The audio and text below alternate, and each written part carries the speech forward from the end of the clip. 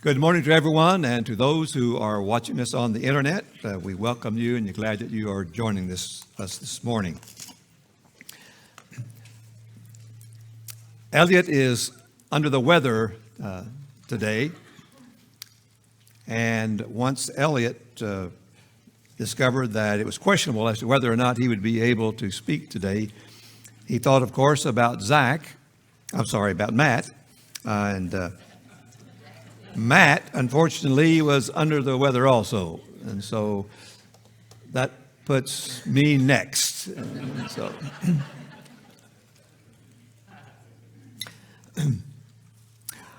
I have a problem, and every time I speak, which is not very often, but I tend to have more to say than the allotted time in which I give myself to speak. And so I'm going to try real hard not to run way over this morning. Jim, if you'll just raise your hand when it's 25 minutes from now, then I'll know I'm halfway through.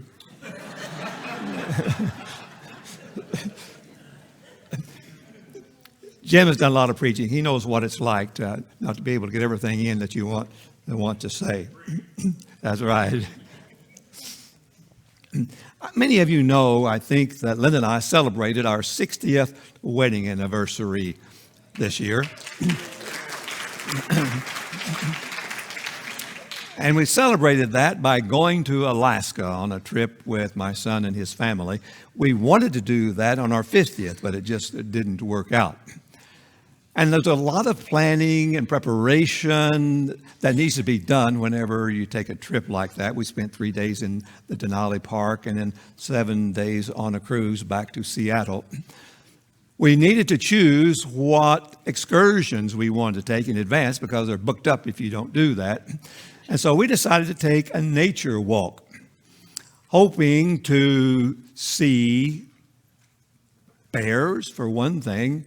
And fortunately, we did. It's a little hard to see. This picture is kind of dark because it was back underneath some limbs of a tree beside a stream, but there is a mama bear and actually 3 cubs. We saw the mama bear catch that fish in the stream, and then she brought it up on the side on this flat rock, and they're sharing it.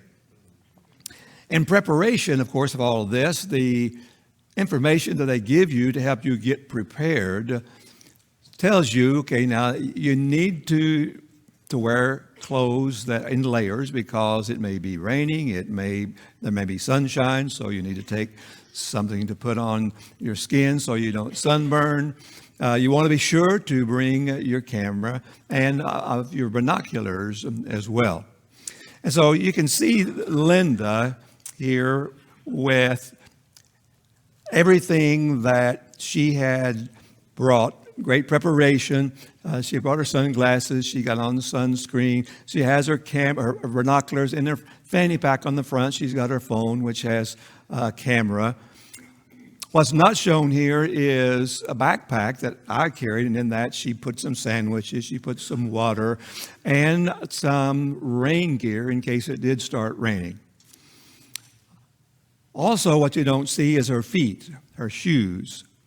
Before we left, she decided since we were going to take some hiking trips, she'd need some appropriate footwear. So she went out and she bought some hiking boots. And I thought that's a good idea, because you never know what kind of rocks and other type of difficulty you're going to have tracing through the woods. But when we left the ship that morning, I looked down at her feet, and she didn't have on the hiking boots. She had on tennis shoes. And I said, honey, you bought those boots. Why are you wearing tennis shoes? And she said, well, I read that we may see a bear, and they may not be friendly. And I said, do you really think those tennis shoes are going to help you outrun that bear? And she said, no, I don't have to outrun the bear. I just have to outrun you.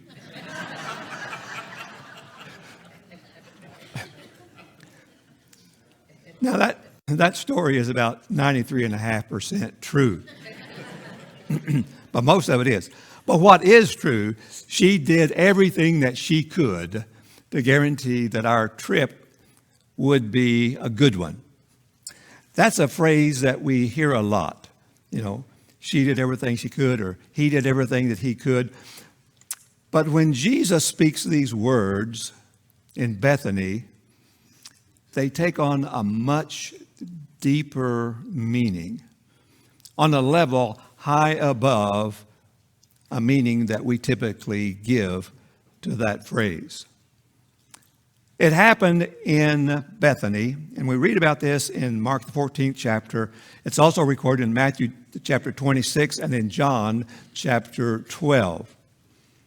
And we read in John that there was a special dinner given in the honor of Christ.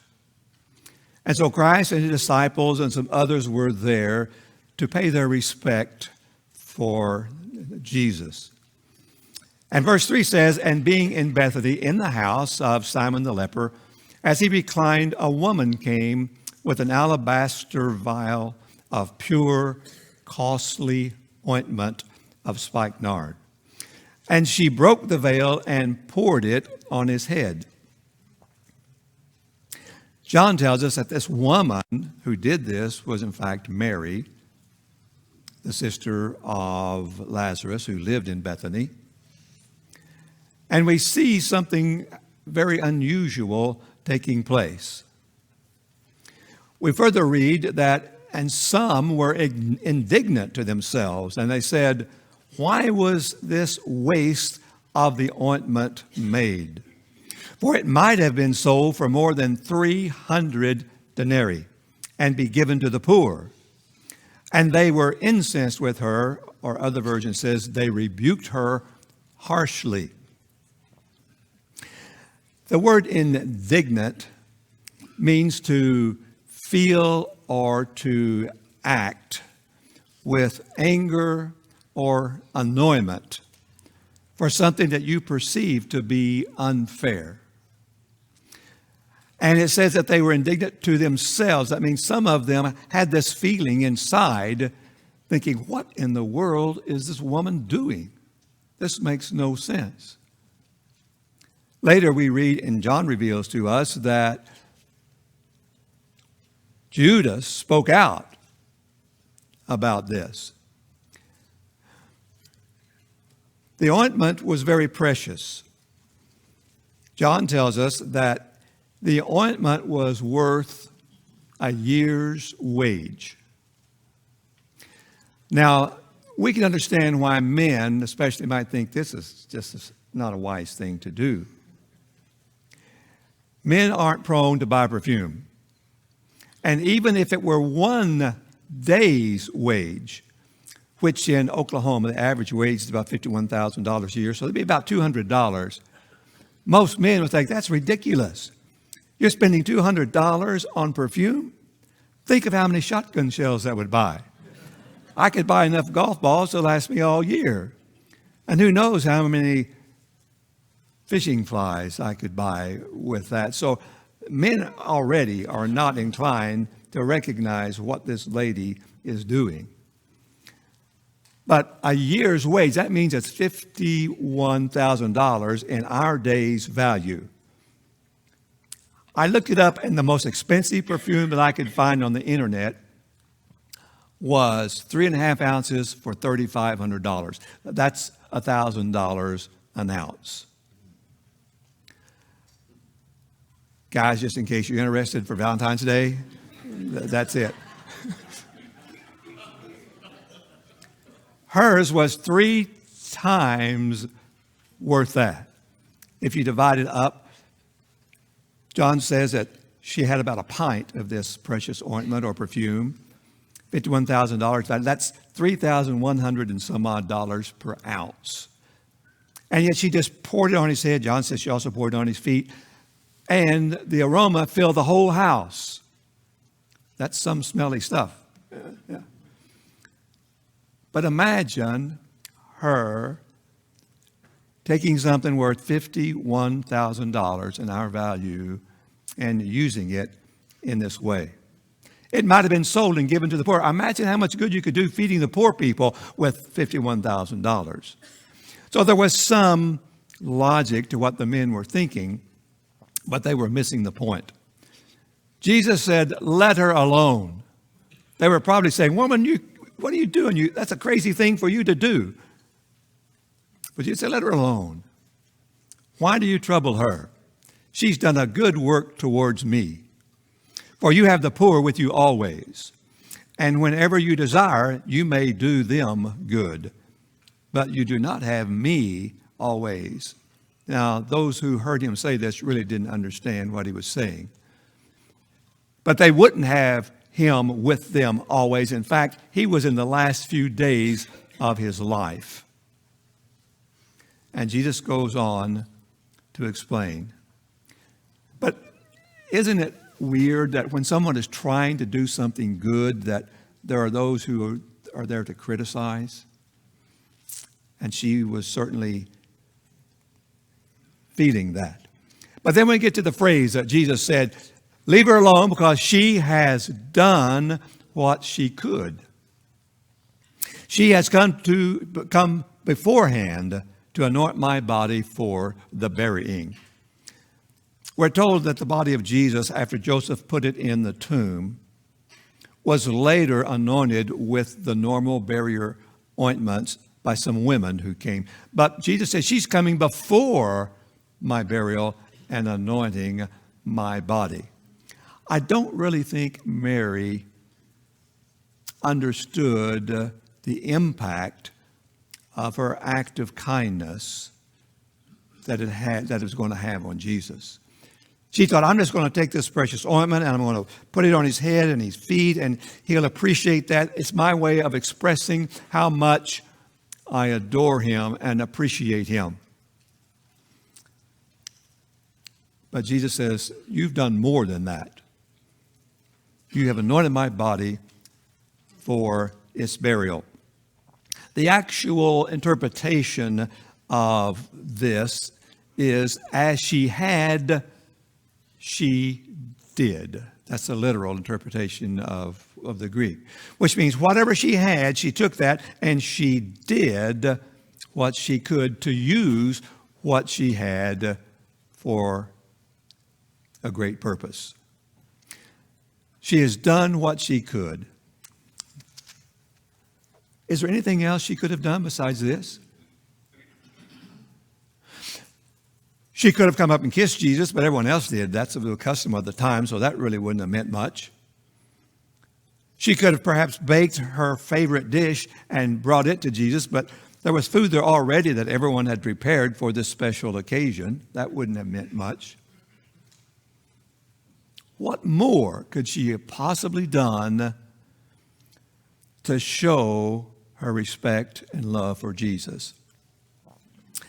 Now, that statement, she has done what she could, is one that today we still talk about. Because Jesus said, truly I say unto you, wherever this gospel shall be proclaimed in all the world, this also that she has done will be spoken of for a memorial of her. It was a great thing. Now, that statement, she's done what she could, begs a question, doesn't it? She's done what she could. Have you done what you could? When you start thinking about that, it takes us on some paths that may not be very comfortable. I don't know where your mind will go when you ask yourself, have you done what you could? But let me share with you where my mind went as I read this one day, and it just kind of jumped out at me, and it wouldn't leave me alone. I thought of my mother. Had I done all that I could during her lifetime, especially the latter years of her life, to make her life as pleasant as possible? For about 20 years, she lived without my father, who predeceased her. And although for many years my sister would come to her every day and visit her, my sister died. And so those last several years, she was sort of lonely.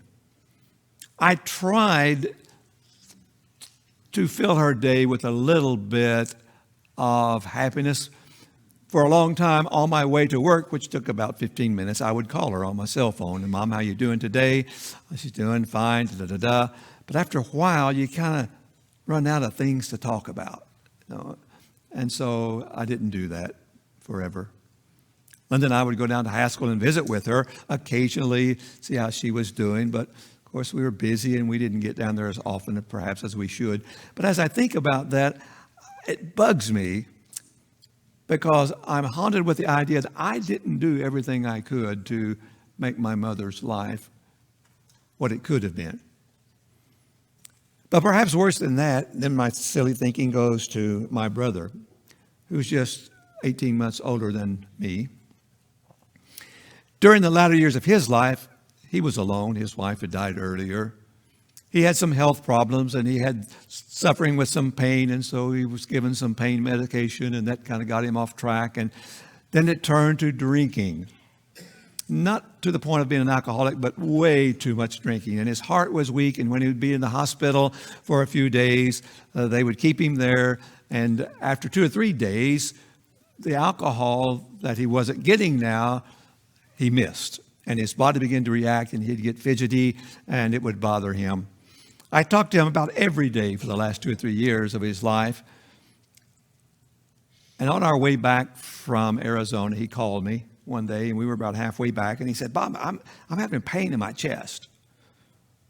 And I said, "Well, why are you telling me?" He said, "Well, you're my doctor." He's always had a sense of humor. I said, "Well, call the doctor, man. Call an ambulance." So they did, and they took him to the hospital. And when we got back, I called him and talked to him a little bit. He'd been in and out for several times. So I thought, well, that's just another time. But after being another 2 or 3 days, his daughter called me about 1 o'clock in the morning, and she said, "Cliff's had a heart attack." They were able to bring him back, and he's stable for the moment. About an hour later, she called and said, "He's gone." I got to thinking about his situation. He was of the nature that he was sort of claustrophobic, and he did not want to be constrained. And when he would get fidgety because he was missing his alcohol, he would really get nervous and upset because they'd have to tie down his arms to keep him from pulling out the tubes and first one thing and another. I don't know that this happened, but I'm convinced myself that what really caused his heart to stop is that they probably had him constrained after that first attack so he wouldn't mess things up, and his claustrophobia and all of that just put so much stress on him that I killed him. What could I have done? After that first call, I'm thinking, I should have gone to the hospital, and I should have been there to help him so that he wouldn't have to be constrained. I could just watch him and have, I don't know that would have helped, but you see where your mind goes when you start asking this question, have I done all I could? There's a lot of guilt, but guilt is not to be used in a way that it discourages us. Satan will beat us over the head with guilt to the point that we become discouraged and don't want to do anything. God gives us guilt for one purpose, and that is so that we will be motivated to do better. So let's turn our thought to that direction. Paul said, I leave those things behind and I press forward. Paul had done a lot of things that he shouldn't have done. Not only did he not do in the early years of his life what he could have done to promote Christ, he did what he could have done to stop Christ. But he says, I'm forgetting about that. I'm pressing on because there's better things ahead if I choose to do them. So have you done what you could to bear another's burdens? Galatians 6:2 tells us to bear one another's burdens and so fulfill the law of Christ. I have seen a lot of you doing what you could to bear others people's burdens. I've seen people repair houses of someone who needed repair. build walkways for those who needed a wheelchair access to their home, mow the yards. I've seen and heard of raking of the leaves, of taking food to individuals when they were ill or there was a death in their family. A lot of things this church family does to bear one another's burdens. But have we done all that we can?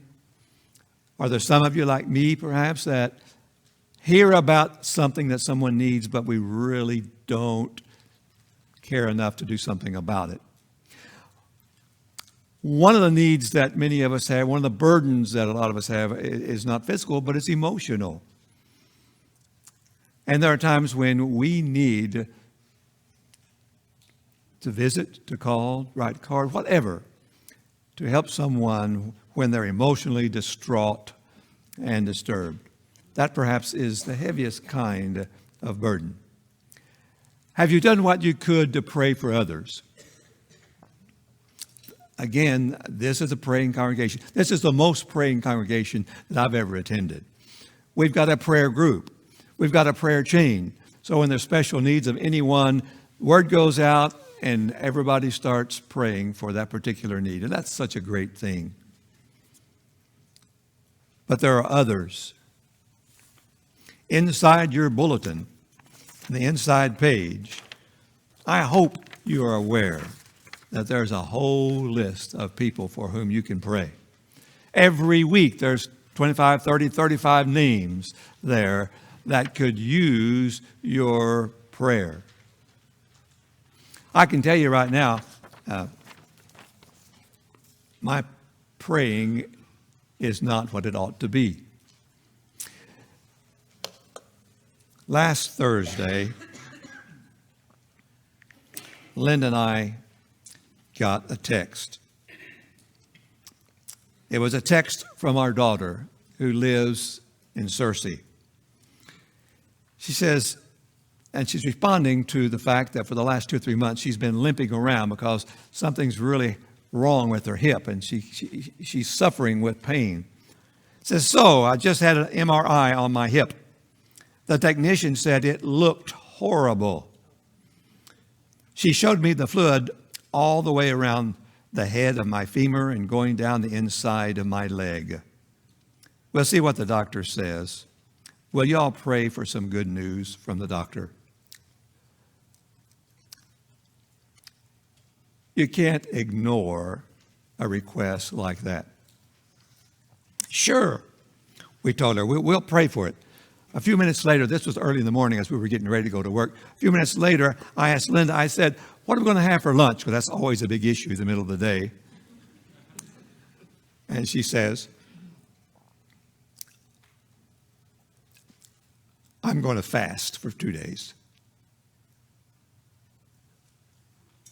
I said, okay.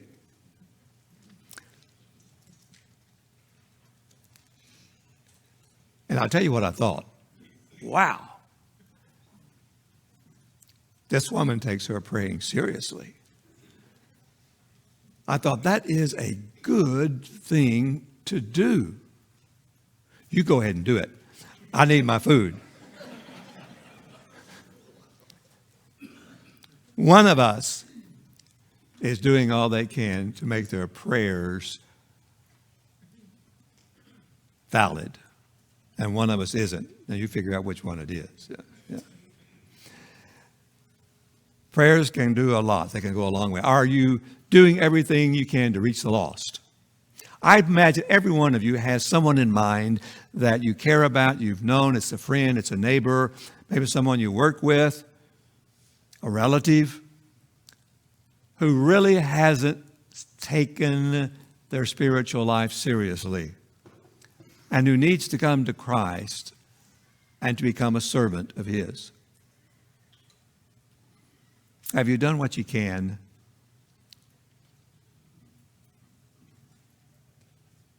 to see that he has that opportunity?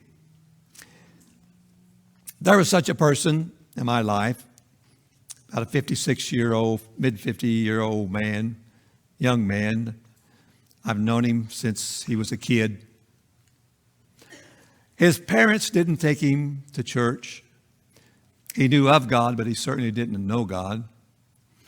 Spiritual matters just weren't that important. And I thought, this guy has such a kind heart. And that does describe him. Very kind, wonderful personality. Whenever he's in your midst, he just makes you feel good. And I thought, I've got to find a way to get him to consider the spiritual side of life. And so a couple, 3 months ago, when we had our Friends and Family Day, Linda said, I know 2 or 3 people I'm going to call and invite. And I thought, this is a great opportunity for me to call this person. We'll just call him Jeremy. I'll call Jeremy and see if he will come. This will be a great opportunity. And so a few days before, Linda called hers, and by the time that day got around that Sunday morning, I hadn't called Jeremy. Now, Jeremy's a little difficult to get a hold of. You can call him. He won't return your call. You got to leave a message, and he'll call you back. But still, I didn't go through all of that to try to get him here. So that morning on Sunday when we came together, it was Friends and Family Day. I knew we were going to have a full auditorium. Everyone's going to bring their friends. And I was kind of excited about meeting people that were friends of yours, sitting in the classroom right before class started, waiting for Zach to start teaching. And my phone rang. No one calls me on Sunday morning at that time of the day, not even the spam people.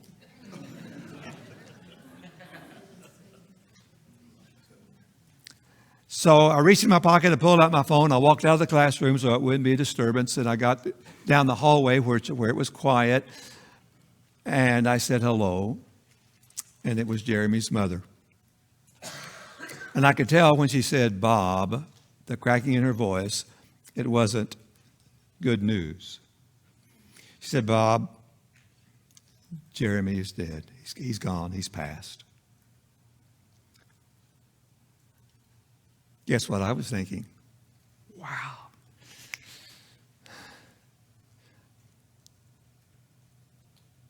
Why didn't I earlier do what I could do to get him here? The clock is ticking. You don't have all the time in the world to think about those that are lost and to do what you can do. What if Mary had thought, there's a lot of people here. It's kind of busy. I think I'll just wait till next week to try to do this for Jesus. She wouldn't have been able to do it because Jesus wasn't there the following week. It would have been too late. So think about that. Husbands, are you doing everything that you can to be the best husband that you can? In Ephesians chapter 5, Paul gives some very stiff requirements for us as husbands. Husbands, love your wives, even as Christ also loved the church and gave himself for it. That is a tall order. You love your wife like Christ loved the church. How much is that? That's more than we can imagine. God has given us wives. He knew what he was doing. Our wives are probably the most precious gift that we have. And as husbands, we need to do all that we can to make our wives aware of how much we care for them. Wives, same thing. In the same book, Paul says to the wives, submit yourselves unto your own husbands as unto the Lord. That's another tall order. As Jesus requires your submission, wives, so does God require that submission to your husbands. Now, I know none of us are perfect husbands, and it's sometimes hard for wives to overlook our shortcomings. But wives, once in a while when your husband does something right, thank him for it and tell him you appreciate it, Make him feel as good as you possibly can. It will pay big dividends. Parents, are you doing what you can to raise your children in the Lord? I can guarantee you if you aren't, there will come a day when you'll regret it. The one thing that we like to hear is someone to tell us, good job. I mean, I don't care what it is. If it's a little thing or a big thing, when someone says, good job, it just makes us feel good. But not nearly as good as to hear Jesus say to us on the day of judgment, well done, thou good and faithful servant. These words were actually spoken when Jesus was giving a parable to those that were there listening to him. When he gives the parable of the man to whom God gave 5 talents, the one who gave 2 talents, and the 1 talent, and to those men who took their 5 talents and doubled it, and the 2-talented man who came back with 2 more, Jesus said, well done, thou good and faithful servant. Good job. When we stand before Christ on the day of judgment, is that what we're going to hear? In other words, you have done all that you can do. Good job. Well done. And in a sense, that's actually the same thing he was telling Mary. You've done all that you can. We're going to close with one other thought. Chase this around in your mind for a minute. Has Christ done what he could do for you? What more could he have done than what he has already done to see that we don't spend an eternity in hell?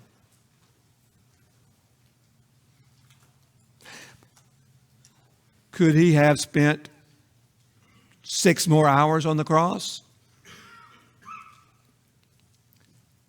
What more would Jesus have to do to completely make you surrender your life to him?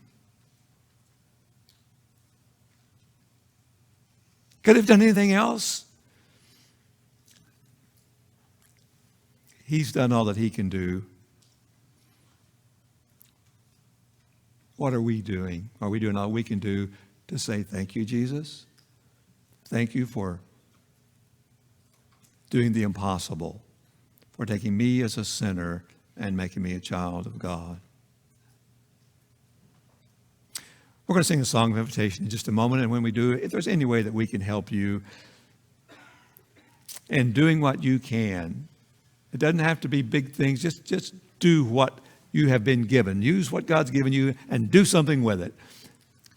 If we can help you to do that anyway, come and let us know as we sing.